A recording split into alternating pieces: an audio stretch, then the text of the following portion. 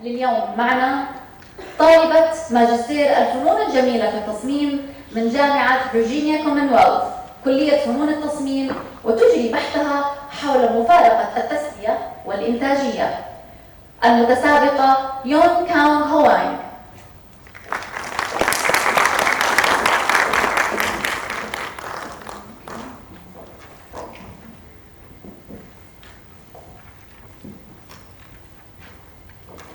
Good morning.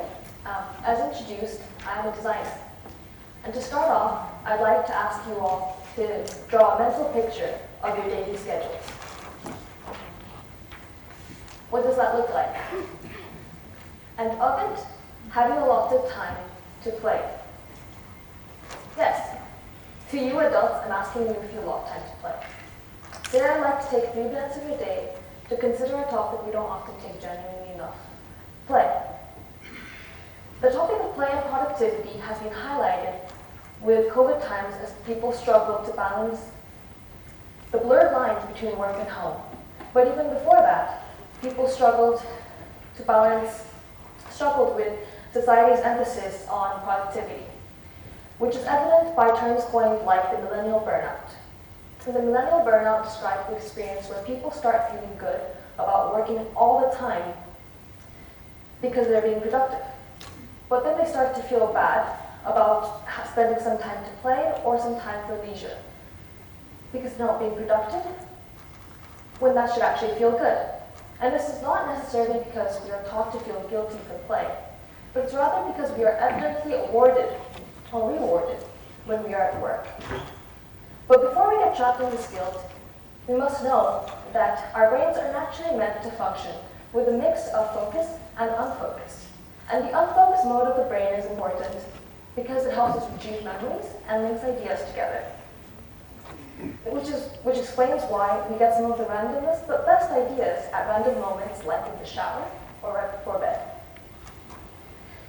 Which is why I suggest that even adults should find their own ways to play, or rather unfocus, if that's a more comfortable term for you, to let your minds refresh.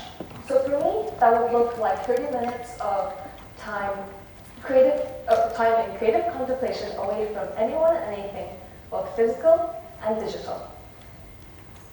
In my thesis titled The Default, the narrative explores both in between reality and absurdity of the workstation.